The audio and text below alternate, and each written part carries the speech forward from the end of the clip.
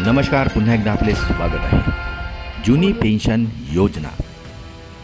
निवृत्तीचे वय 65 वर्ष.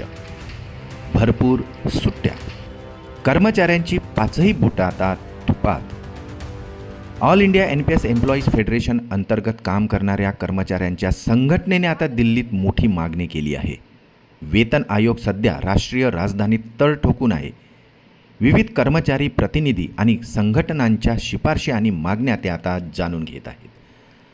चला तर पाहूया सविस्तर अपडेट. त्यापूर्वी आपणास विनंती आहे, व्हिडिओ संपूर्ण पाहावा, जेणेकरून संपूर्ण माहिती आपणास या व्हिडिओच्या माध्यमातून मिळेल. तसेच चॅनलला अजूनही सबस्क्राईब केलेलं नसेल तर चॅनलला सबस्क्राईब करा, जेणेकरून नवनवीन अपडेट तुमच्यापर्यंत लवकरात लवकर पोहोचेल. नवनवीन अपडेट मिळवण्यासाठी समोरील बेल आयकॉनला प्रेस करायला विसरू नका आणि अत्यंत आनंदाची ही कामाची बातमी आपल्या सहकारी मित्रांना शेअर करायलाही विसरू नका. आयोगाच्या अध्यक्षासह सदस्य कर्मचाऱ्यांच्या सूचनांवर विचार करत आहे. संघटनेने अनेक मागण्याही केल्या आहेत.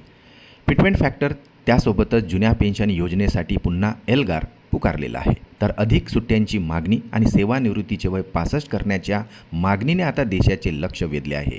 बढती, निवृत्तीनंतरचे फायदे, आरोग्य विमा आणि पेन्शनच्या किचकट नियमांवर संघटनेने आता बोट ठेवलेले आहे.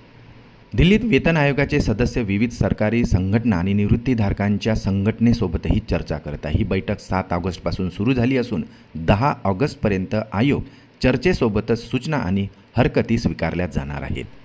संघटनेने केलेल्या अनेक मागण्यांमध्ये मुख्य मागणीत जुनी पेन्शन योजना आणि अधिक सुट्ट्यांसह पदोन्नतीची अपेक्षा व्यक्त करण्यात आली आहे. यासोबतच पुरुष कर्मचाऱ्याला नोकरी दरम्यान लहान मुलांचा सांभाळ करण्यासाठी सुट्टी मिळावी अशीही मागणी करण्यात आलेली आहे.